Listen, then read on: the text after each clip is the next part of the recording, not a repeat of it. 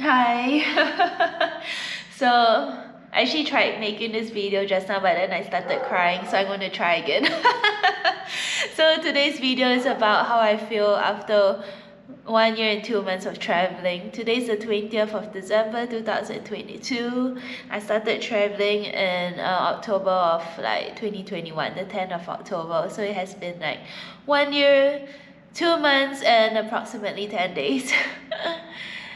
And I'm going to touch on how it feels like to travel alone, like to do a solo trip, like long term, and what are the negatives, what are not negatives, not positives, just in the middle, and what are the positives of doing this. Yeah, so this is just information for anyone who's doing a long trip. Doesn't have to be a motorcycle trip, but a long solo trip. And yeah, I'm gonna start right now. I'll try not to cry. Okay, so my first point is being alone, yet not alone, but in the end being alone. Okay, I know this is confusing, but I'll explain. Okay, so the first part is being alone.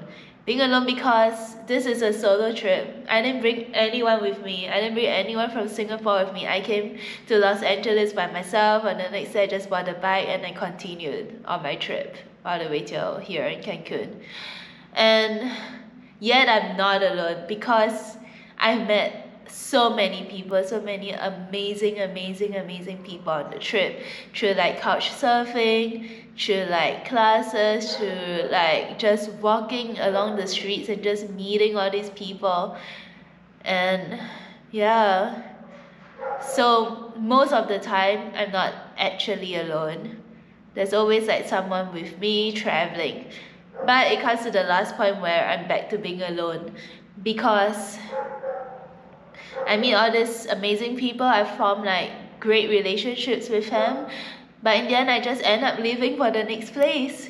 Usually I try to spend a minimum of 3 days in a place, sometimes lesser, 2 days, depending on the time span, and sometimes even more if I feel a connection with the person that I'm staying with. Sometimes 5 days to a week to 12 days to even longer, but maybe not because of a person, but also because of a location. Right here in Cancun, I've been here for 2 months in July and August, and also right now again for 2 months in November and December. I'll touch on this later.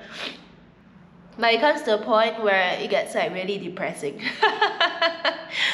because you keep meeting all these wonderful people, okay, and then you keep introducing yourself, and then you form all these great relationships, and then you leave, and then it comes to a point where you start to think, I start to think, what's the point of making all these new relationships when in the end it's just going to last for a few days and you just go again, right? And you just keep introducing yourself, you form relationships, and then you leave. It becomes super tiring and becomes so sad.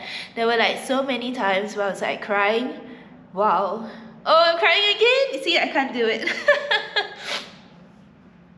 So many times where I find myself crying when I'm leaving the place. And now it's starting to hit really badly because I'm going to be leaving Cancun on the 2nd of January, and I've been here for so long. Okay, but it's really hard to find someone that I can travel long term with. I found a couple of people that have done I've stayed with for a long time while traveling. For example, I did a combi trip with a guy for 5 days. I also went to Mexico, New Orleans, and Cuba with Alexander. But all these people, it's it's very hard to find someone that can leave their life to do a long-term trip with me. It wasn't so easy for me to just leave my life in Singapore. it took a long time. Like I know I only took like 3 months to prepare for the trip, but thinking about leaving, okay, like making the decision to leave took me like a long time. It was like at least like a year. Okay, it was like super hard. I was like going back and forth, should I leave or should I not leave? So like to find someone else that could do the same like what I'm doing right now is very hard. Okay, but it also comes to like me, like if I want to travel alone or with someone, and I actually do like enjoy traveling alone and with people, but I don't want to like travel alone like 100% of the time, and I don't want to travel like with someone 100% of the time. So I need a balance like between these two, and I know it's hard to like find this system that works. Because I see the pros and cons of traveling alone. I also see the pros and cons of like traveling with someone. But in the end, it's like it's not up to me. And I guess I could have some sway, but it's also up to like the universe on who I meet. Yeah, we'll see how it goes. Okay, I have no idea like what's gonna happen. Anyway, talking about like my time here, like in Cancun, like living. Okay, so anyway, talking about building relationships and then leaving, it's like especially hard for me like right now. Okay, because I spent like 2 months in Cancun, July and August, and then 2 months again right now in November and December, and leaving on the 2nd of January. Because I spent like almost 4 months here in Cancun, I feel like I'm part of like a community over here. Like I made so many friends, so many friends over here, and I feel like if I need anything I could rely on them. If I'm lonely I could go out with them, like especially through my salsa class. All these people are like awesome people. They're like really good people, and I like enjoy my time here. And staying here in Cancun is like super comfortable as well. I know when people think about Cancun, they think about like, oh, the beaches, the all-inclusive hotels and everything, but I'm not staying at like the hotel zone. I'm staying at the local area, and there's so many nice people here. Like I feel like I could have like a life here. Like I could see myself like getting a temporary visa, applying for like a work visa or something, buying land over here, leading a life here, having a job. I could do this, but the problem is I already had this life before. In Singapore, I had a house, I had a job, I was leading a normal life, and I did this trip to escape leading a normal life. And now I know I can do it here again in Cancun, but I feel like even though I can do it, even though it's comfortable, there's still so much in the world that I want to see, so many cultures I want to know, so many places I want to know, so many different people that I want to meet. But of course, with doing that, you know, it comes with leaving people again, like getting to know them and leaving, and it's very hard. It's going to break my heart on like the 2nd of January when I leave for Belize. It's going to be like super hard for me to leave. And I don't think I want to see anyone on the last day, because if I see someone I'm probably going to cry. Okay, now I'm not even seeing anyone, I'm already crying. Yeah, okay. And then the next point is like, another negative is like people always ask me like if I'm scared on the trip. Like more, they're like thinking more of like in relation to like, is it dangerous on the road? Do you meet like bad people? But what I'm scared about is like, I don't know what's the future, because it's like I left everything in Singapore, you know? And I don't think I want to go back to Singapore like anytime soon. I don't know what is happening. I don't know what's the plan. People are asking me, when are you going to finish the trip? What's going to happen after the trip? But right now it's like, I don't know. I don't know what's happening tomorrow. Of course, the long-term goal is to like get to Argentina, but what if I feel like super unhappy tomorrow? You know? Like, will I still continue the trip? I feel like if I'm very, very unhappy, I'm just going to stop the trip. But if I feel like I can still manage my emotions and everything, my happiness level, and still have the drive and the will to continue, I'm going to try my best to like make it to Argentina. But whatever happens after Argentina, I have no idea. Like, do I return to Mexico to live a life here? Do I find another country that I like to live? Or do I like, if I still have the money, like travel to Europe and continue riding my motorcycle? I have no idea. And that scares me. Because it's like, I don't know the future. Like, if I had a normal life, like if you lead a normal life, you have a job, and then you have like a house, maybe you get married, go get kids and whatever, so you know like what you're working towards to, right? It's like pretty straightforward. You get money, you pay for the house, you go for your holidays once a year, you pay for your kids, and you save for your retirement.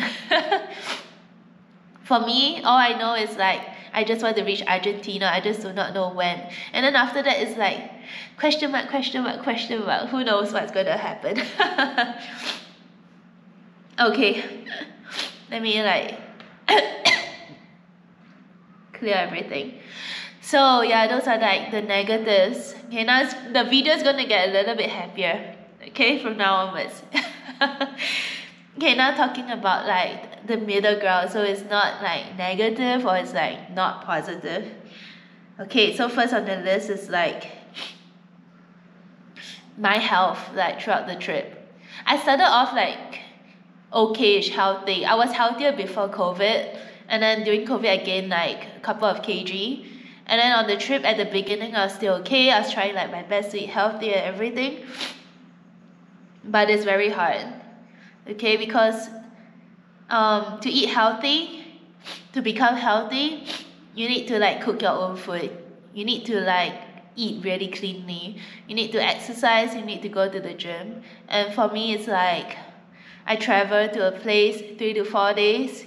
Sometimes it depends on the situation. If I'm in a hotel, there's no kitchen for me to cook. So like what do? I buy takeouts, right? And then takeout's unnecessary, like the healthiest thing to do. And also to find a gym, sometimes I get a little anxiety like going to a new gym and then exercising. Now hopefully I think I'm a little bit better. I think I can go to a gym and like do a workout and leave. I don't know why I'm just scared of new places, but I know I've been going to new places all the time. Yeah, so that's like a problem. So it's like I've been eating badly while like traveling, doing the road trip like every 3-4 days, and then finally I get to Cancun where I could like take a break. And right now, because I have a house, I have a kitchen over here, I have the gym nearby, I get to go to the gym 3 times a week. I get to cook for myself, and I'm trying to undo all the bad things I've done on the road trip. But I'm gonna start the whole thing again on like 2nd January, where I keep going to a few places for a few days. I mean, so but I'm gonna start the whole thing again like on the 2nd of January, where I travel to a place for a few days and then I leave. But this time around, I'm gonna try my best, my best to like go to the gym and eat healthy, but also at the same time like not miss out on trying new food, because that's very, very important to me. I like to try new food. I want to be able to like go to a country and say, hey, I know everything on the menu. Yeah. And next, talking about skills. Whoa. So in Singapore, I was like a piano teacher. So I played the piano, I taught piano, and I also like learned karate in Singapore. I like learning new things. I love like learning, like taking up a new skill, learning new things. But the problem is like, again, because I keep moving around, it's very hard to like keep all the skills like going on. For piano, it's not too bad. Like sometimes I'll be able to find someone with a piano and then I'll ask them, hey, can I practice? Sometimes I find someone with a keyboard. It's like a crappy keyboard, but at least it's better than nothing. I still get to practice even though it like kills my touch. Yeah. I recently bought a ukulele. I do not know how I'm going to fit it on the bike, but I'm going to try. Okay, and hopefully that keeps like my musicality of not musicality but my interest for music going on, and like my brain like moving, because I always need to be learning new things. And the ukulele helps me like learn something new, and also it's related to music, so hopefully that works. When I start traveling again, I'm going to try my best to like find a place like with a piano, most probably like a cultural center, you know, cultural house where they have pianos or something, or if I meet anyone that has a piano, I will try to practice. The second skill that I had in Singapore was like karate. I was learning it for like 3 years. I was like one belt away from like the black belt, but I feel like I'm nowhere near like black belt standard. Like I probably need many more years before I can like even go on to be a black belt. And so far on the trip, I haven't really done much with karate. I feel like I've lost it. Yeah, I'm really sorry, teachers and senseis. I feel like it's all gone. I feel like I should have like, I don't know, contacted like karate schools or martial arts schools and asked them like, hey, can I join for one session? But I think because I feel like my karate skill isn't like that good, and I feel scared to like go to a school for like one lesson and join them because I suck at karate. But let me think about it. Maybe I can build up some confidence and see if I can like go to a school and ask them like, hey, can I just join for one lesson? I mean, one lesson is better than nothing, right? Obviously, having regular lessons every week is like the best to produce the optimum results. But given the situation I'm in, I think that's like the best I can do. And then so in Cancun, remember I was talking about all the friends I made from salsa class. Here I learned how to dance salsa, and tonight in like about 20 minutes we are having a practice because tomorrow there's like a salsa performance. Oh, and I'm so screwed. I've only been learning salsa for like 2.5 months, but I'm going to do like a performance tomorrow. Once I get the video, I'll let you see. Yeah. And with salsa, it's like I feel like I'm like getting better at it. I'm also learning bachata, by the way, but my level for bachata is like way below salsa. Yeah, so my salsa is like getting better, but to find a way to like keep this going throughout the trip is going to be hard. I am again going to try my best to like go find a place to dance salsa, to dance like socially, so that I don't lose it. I don't want to lose any more skills. Yeah. So this is kind of like in the middle because I kind of like managing it, except for karate. Yeah. Okay, next. Talking about being a minimalist. Oh, okay, that's kind of weird, huh? In Singapore, I used to have like a lot of things because there's almost like nothing to do in Singapore. Like, you know, sometimes when you have nothing to do and you have like some money, you like think, what could I add in my life to like make my life better? Maybe I should add like a new dress, right? Maybe I should add like a new mixer to my life. So like buying things was like making me like a little bit happy, but obviously all these things are like short-lived. And I realized that things are not important at all. What's important in life is about meeting people, experiencing new things. And things are just things. They're just solid objects that mean nothing. You grow attached to like something that doesn't mean anything. Obviously some objects are useful, and like my bike. And they are like very important for my trip, but in the end, things that I don't need, extra stuff that I don't need, is like something that I don't look for anymore. So right now I'm like a super like minimalist. I only have things that I need, and whatever I don't need, I don't bring along with me. Yeah. And sometimes it's a little bit sad because it's like I keep wearing the same things all the time. Okay, I did buy this shirt. It's like a new shirt, but sometimes it gets a little sad. Yeah. But that's what I learned after 1 year, like 2 months, that things don't mean anything. Just have what you have, and experiences are like way more valuable than having things. Okay, next on the list is like adapting to like different countries. Okay. Um, this is also a little bit like hard for me, but it's also like not super hard, and like, I'm doing fine with it. In the US, I was there for like 3 months. At the end of the 3 months, I felt like I kind of knew like how things work, like where to get food. Okay, I know this sounds like really basic, but when you go to a new country, you need to like figure things out, like how to survive, like food, water, finding friends, getting around, getting gasoline, petrol, um, internet, houses, or like not houses, like accommodation, how everything works. And I felt like I figured that out like at the end of 3 months. Like I knew how to live in the US. I could live there. And then of course in Mexico, after like being here for like so long, I think like close to like 9 or 10 months, I also feel like I could live here. I know how the culture is, know how to get food. I knew how to like survive. Even in Cuba, even though I was just there for like 2 months, I felt like I could also live there, even though I do not want to live there because of the blackouts and like the food crisis. But if I wanted to live there, I know how to live there. I know what to do. And it's like it becomes hard again because every time I go to a new country, I have to learn everything again, do everything again, figure everything out again. Then I go to another country and then I figure things out again. It's okay, I'm managing it, I can do it, but of course, I always have to get out of my comfort zone, and it's always not so comfortable. Yeah. Okay.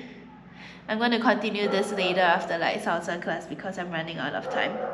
There's still like a long list of things that I have to talk about. Alright. Okay, hi. So I'm actually continuing this video. The last time I was like recording this video was I think about 5 or 6 days ago. And now as you can see I'm wearing my jacket. Like Cancun is like going under like this really cold spell. I don't know what's happening these few days, like since Christmas. It kept raining and raining and raining, and it's so cold, I'm freezing. Like the highest temperature is like 22 degrees in Cancun. Can you believe it? And the lowest is like 19 or 18 degrees. Like the house is like so cold right now. Yeah. Okay, so anyway, I think the last topic I was talking about was like adapting to like different countries, right? Now I'm going to talk about like confidence, like how my confidence has like grown or not grown, I don't know. Well, in the beginning of the trip, like I remember like taking the plane from Singapore to Los Angeles. I knew I wanted to film, but I was like so scared to do it. So I didn't even film much at all, and even if I did, I didn't even talk because I was like so self-conscious about it. And like in Los Angeles, I was trying my best, but I realized like if you can see like the first episode, it was like so awkward. Now I do not know if it's still awkward, but I do feel like more confident like speaking to this small black box in front of me, even though there's like no one. And it used to be like quite hard, like walking in public, like holding my GoPro and just filming, talking to myself. But I don't care anymore. Like now if I want to film it, I'm just going to do it. And now I kind of like just take the camera and like go up into like situations where I think people get uncomfortable, but I still do it anyway. So it has been like super different with filming. Um, like with meeting people and like doing things, I'm like very scared to like go out to someone to like make the first move. Usually I wait for someone to kind of talk to me, then I'll be able to talk to the person. And I still think I'm like this. But right now, I think if I do need directions, obviously, if I need something, I would definitely go up to a person and ask them like a stranger. But I'm pretty much the same where I can't like just go up. Like, let's say if I see someone that's interesting and I want to get to know more about them, I can't actually go up to them and like talk to them, I think. But I think if like I have a plan or like I have an idea for like videoing, I probably would do it. So yeah, I think I'm getting better at this. Okay, and lastly for like my middle experiences, so not negative or positive, it's like my riding experience. So in Singapore, all I did was like ride on great pavement. Okay, everything is like so smooth, and obviously I do ride in like super rainy conditions as well. Like I could ride in like pouring rain, but the pavement was like awesome, so everything is fine. I did do like a few like road trips or short day trips to like Malaysia, like to Johor. So I've been through the bumps at the checkpoints, and I did a long motorcycle trip from Singapore all the way to Genting. Um, that gave me anxiety when I did it because there were like so many curves and they were all like upslope going up into the mountains. That was like super stressful and scary for me, but I wasn't alone. So it wasn't like too bad. I knew I had someone with me. Coming back to Singapore from Genting was like a whole nother story. Like it rained like throughout the whole time I was like riding back, and I think I was riding in rain for like 7 to like 9 hours, something like this. It was bad. And I remember riding through water that was like all the way up to my ankles while I was on the bike, and that's really high. But still, like the roads were kind of okay. You know, I've only been on like pavement like before this trip. And yeah, coming into like the US, the roads were great. There were obviously some roads that were a little bit rocky, like dirt road-ish, but there weren't many. There was probably only one or two. I remember one like going to Shakespeare's ghost town in New Mexico, but it wasn't too bad. It was like kind of dry, made it. And another one was like near Guadalupe National Park, where I was like going back, but Alexander asked me to go and meet up with Tori and Roman, like to see them off since they're like living off on their RV to continue their road trip. That was like pretty bad. It was like super like rocky, and it was like really windy at that time. I made it like halfway through, but then I was like on the way out, I was asking Alexander, hey, can you just ride my bike? It was like hard. Okay, so yeah, in Singapore only pavement, in the US 2 times, and then in Mexico, oh, Mexico's like a whole different story. The Kota roads are like awesome. Okay, it's like super smooth, but the Libre is like a whole nother story, filled with potholes, topes, dust, dirt, big trucks. And I realized that if it's pavement, even though it's filled with all of this, I can still manage. But once it gets to like dirt, like there were a couple of times, okay, many times where I had to ride on dirt. Okay, so I remember staying with this couch surfer in San Jose de Garcia in Michoacan, and he was like staying at the outskirts of the city. So usually roads like near the main carretera, the main highway, are like better developed, but as you get like further and further, as like more houses are getting built, the roads get worse and worse. So I remember, oh my god, driving uphill to his house, and it was like dirt road filled with like potholes, and it was like upslope, and I was like screaming. Okay, it was so hard, but I managed to make it like over there to his house. And then there was like another time where I was like riding towards this I don't know, this river through a cave just because I wanted to see it. The road was like so bad, so bad. Like dirt road with potholes, rocks everywhere. up slope, down slope. That was hard too, but I also did it. And then there was like another town. Oh, I can't remember the name again. Okay, I found the town. It's called Santa Catarina Huquila, and it's in the mountains in Oaxaca. Oh, that town. It was like made up of like really steep roads, like super steep. Even though they were like paved roads, it was like really hard because traffic would be bad, and then I would have to stop on a really steep slope with like many bends. And Google wasn't like super helpful over there, so I was like getting a little bit lost trying to get into town and then trying to leave. So that was hard. Okay. But of course I made it because I'm alive right now.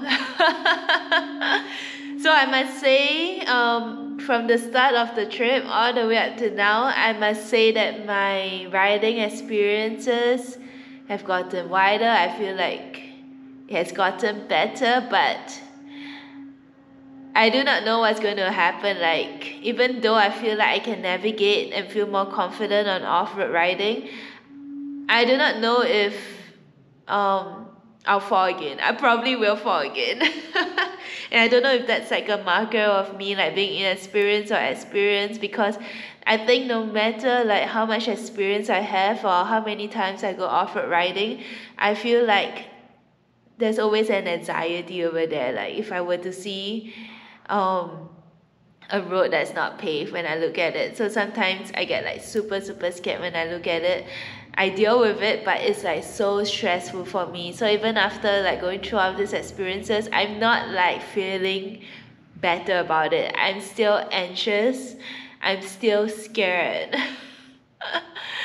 But obviously I have no choice but to like just, you know, deal with it and go through it. And as you know, my bike isn't like for this like off-road terrain.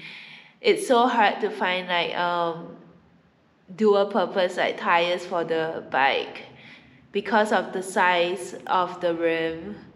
And I did find some in like Mexico, but they're like of unknown brands and I didn't want to risk it. So I would rather like go with a Michelin or Pirelli.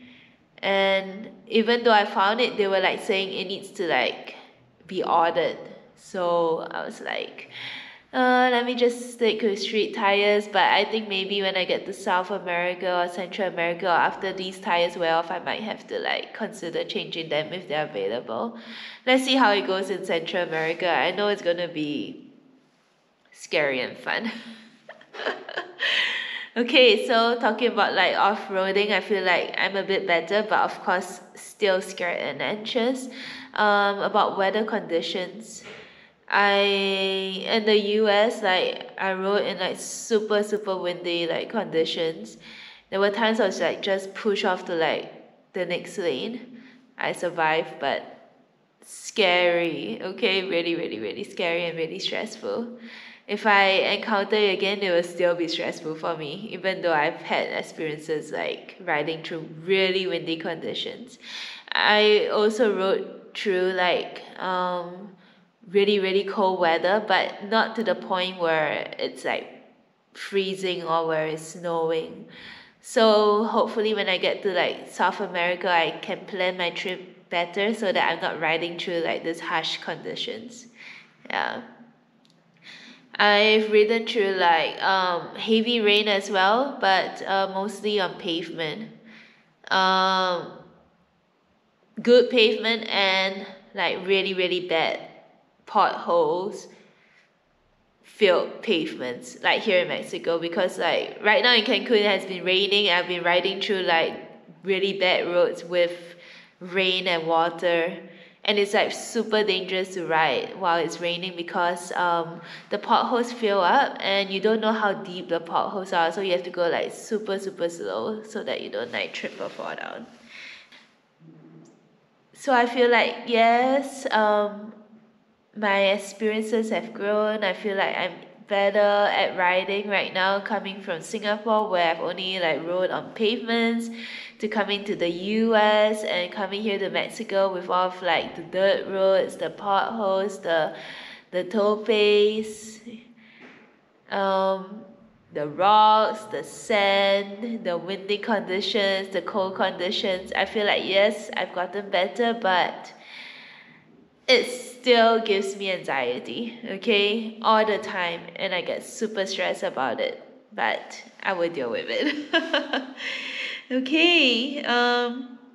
Okay, so I finished my middle experiences. And as I told you from the start of the video, I started off like talking about like negative things, right? Now I'm going on to the positive things. Okay, it's going to be, I hope I end this on like a happy note. I don't know yet. Okay, so I wrote this down my list of like positive things to say. I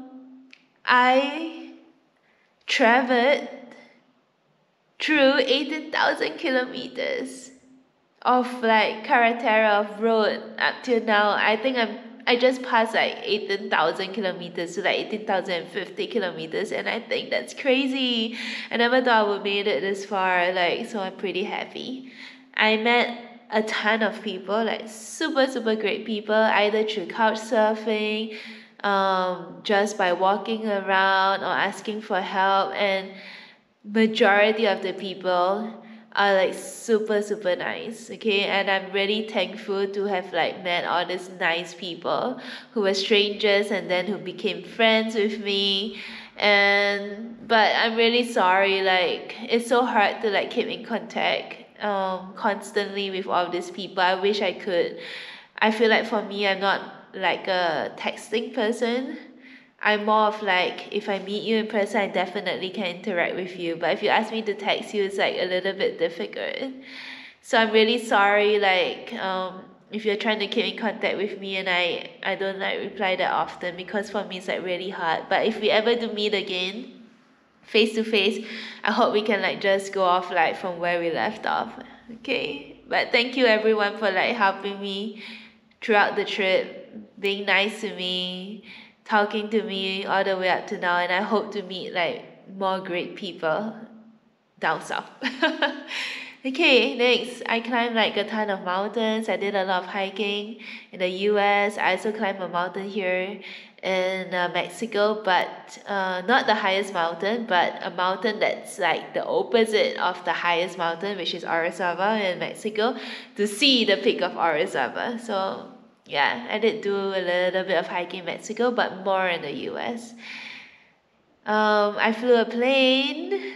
If you remember, like at the beginning of the trip, I was in California, in Paso Robles, and I met this host from Workaway, and he was like, "Hey, do you want to go on this like plane trip with me to Colombia?" I was like, "Oh, okay, sure." And then on the way back, he was like, "Do you want to try to fly a plane?" I was like, of course, that's an experience I would definitely want to get. So I can't believe I got to fly an airplane. That's ridiculous. I'm so happy about it. Next, I milk a cow. Um, it has like been on my wish list for the longest of time. I really wanted to milk a cow, and I got to do it. You will see in the upcoming videos. I just asked a person, and the person was like, "Hey, I know a guy who has like cows, and we could go over to his farm in the morning to milk it." So I was like, "Okay." That was awesome too. And I drank the milk fresh with I think we put tequila inside and coffee. Next, I'm like a fan of like exotic food or like weird food. I've eaten a lot of like bugs before, or like exotic meat. And on this trip, I've eaten more bugs that I've never eaten before, like cockroaches. And eggs I've had before. I had it again here. It was like prepared differently. Here it was like sauteed with butter. I also had like chilaquiles, which is like worms, like red worms. Yeah, and I also had like exotic meat like armadillo, lion, tiger, iguana, turtle over here in Mexico. So I'm pretty happy to like take all of this off my list. Next, I was locked in the backyard in Torreon, and if I didn't do what I did, like climb over the wall to the neighbor's house, like I would have been stuck there for hours, and I couldn't believe I did that. Yeah, I just can't even like imagine myself climbing up a barrier, like a wall barrier, like really high wall, going onto the grapefruit tree, jumping into the neighbor's home, going through the house, finding a way to get out, and then to like contact my host who was living in the house that I was locked in the backyard. So I feel like in like dire situations, I do the necessary that I have to do, and that's crazy. And I feel proud of myself for that, even though it was like kind of like breaking and entering. Yeah. But it was a friend. I met her before. I knew she would understand. Also, I learned about like the culture. So being in the US, of course, it's like closer to Singapore, but I'm sure they think differently as well. So I got to know a little bit of how it works in the US. In Mexico, it's a whole different culture from Singapore. Obviously, people here are like super friendly. Okay, you could like just go out into the streets and make friends. People are like happy. So many fiestas are happening like every weekend, always on a Friday, Saturday. They're always drinking, and yeah, so different from Singapore where like you don't even know your neighbors in Singapore. I feel like even though I lived in my house for like 5 years, I barely knew my neighbor who was like right in front of my gate of my door, and I didn't even knew them at all. But here is like you could like meet people so easily, make friends so easily. Everyone's like so friendly. Cuba as well. Cuba was like really nice, but because of the situation that they are in right now, they might have like an ulterior motive for like being friends with you, either to scam you or they really want your contact information so that when they are able to escape to go to like Mexico or the US, they have someone over there they can contact, or they can like find someone who's like living in the country that they want to go to write an invitation letter for them so that they can cross over. So in Cuba was a little bit hard for me because I knew there was like an ulterior motive behind the interactions we made. In Mexico, on the other hand, it's like people genuinely want to get to know you. They really want to be friends with you. Yeah, and hopefully I find more genuine people along the trip. Yeah. Next, abandoned places. Yeah, of course I've been to a few, but obviously not alone. And I always love going to abandoned places all the time. And I'm glad to have someone to like go to abandoned places with me. Yeah. I also been to sketchy places like Sombrerete, Zacatecas, where many police have killed. I survived. I've been to Tepito in Mexico City, one of the most dangerous cities in Mexico. I've been to like the north of Mexico. Obviously, that's where I crossed through, and usually that's where all the drug cartels are at. So survive. I also been through like a few slumpish areas where people were staying in like makeshift homes and survive as well, but I know I need to be more careful, but I accomplished this. I feel like I've improved my Spanish even though I know that I'm still speaking broken Spanish and there's still so much to learn. I still have to practice, but obviously comparing the level of Spanish right now that I have to the level of Spanish I started out right after I finished my online lessons with my teacher from Argentina is like a great difference. So I'm happy to say that it has been improving. Yeah, I work at a restaurant for a day. I help, but not really work, but volunteer. So I was like removing octopus's mouths. I was like taking out the shells of prawns. Oh, I also drank mezcal, which is like alcohol on the job. And yeah, but that was like so fun. I always wanted to work at a restaurant, like at least just for a day, and I got the opportunity to do that. You'll see. I'm happy. I also paraglided in Orizaba. It was a traumatizing experience because I vomited, but I did it. I don't know if I'm going to do it again, but at least I did it once. So now, if I'm offered an opportunity to do it again, I can like decide if I want to or I don't want to because I've already done it. Yeah. Oh, and I've fallen down, I think like so many times. I think like close to like 20 times, and I'm still okay. Obviously, most of the time when I fall down is because I'm stationary and somehow I just lose my balance. Yeah, the only time I fell down while moving but very slowly was when the hurricane hit Oaxaca and the road turned to like this muddy mess of mud and smoothness and mush. But I survived like because of my jacket and because I had people around to help me. Yeah. And obviously, like, I managed to stay alive for 1 year and 2 months. That's like a giant accomplishment. I never thought I'll be able to do it, you know? That makes me happy to say, like, hey, I'm still alive. And I feel like, even though, okay, I don't want to, like, curse or jinx anything or, like, say anything bad, but I feel like if I were to, like, die tomorrow, okay? I will be happy with whatever I've done. I feel like I've accomplished a lot of things. But of course, I want to accomplish more. There's still so much more to experience in this world, so much more to learn, so many more people to meet, so many more things to do, so many more countries to explore. Like, there's still so many things. And obviously, I still want to live and I want to continue doing it for as long as I can.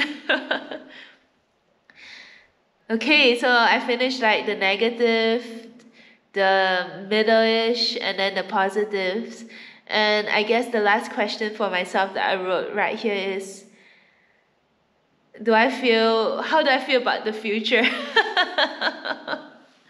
Oh, that's a hard one actually.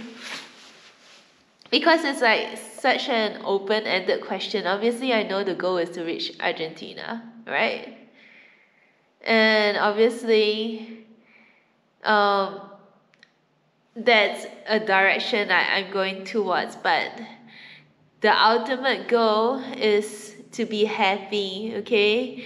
And to be safe and to stay alive and to learn new things. I feel like if I'm feeling like unhappy tomorrow, okay, like super unhappy, I could like just stop the trip and I'll be like glad that I made it this far, even though I didn't make it all the way to Argentina. But of course, I'll try my best to do it. But the main priority is my happiness. And right now, I'm starting to feel a little bit sad because I keep meeting people and I keep leaving them. And like nothing is like constant in my life right now. Even though it's like super exciting where I keep getting and receiving new experiences, learning new things, meeting new people, but I don't keep like these relationships like going on. They're not constant, they're not there with me. So I make friends and then I leave for a new place, I make new friends, I start everything all over again. Of course I have like the GoPro to help me like remember all of these memories, and when I watch them I feel sad, because it's like I'm not there physically. I wish I could have like the pensive where Dumbledore has, Harry Potter, where I could like just go into the past and relive everything again. But of course that's sad because it's just the past, it's just a memory and I can't create new memories with it. But that would be like really helpful if I could do it. I'm kind of doing it with like just watching the videos of the past. Yeah, so that's like making me sad. And I'm also getting a little bit tired, like traveling constantly. So that's why I'm giving myself like long breaks, like staying in Cancun for like 2 months. And also like just resting and trying to live a normal life here. But that's also very hard because after staying here for like almost 2 months, I'm leaving next week, okay, from Cancun to Tulum, and then from Tulum to Bacala, and then Belize, and so on and so forth. It's like because I stayed here for so long, I've made stronger connections than if I were to make with just 3 to 4 days or a week. And this is very hard now. Because after making stronger connections after 2 months, it's gonna be even harder to leave. So that makes me like super, super sad. That's the worst part about traveling. Um, I can see myself like thinking about the future, thinking about all the new experiences I could have, the new places that I could go to. But this part where I meet people and leave them is like weighing me down. It makes me sad.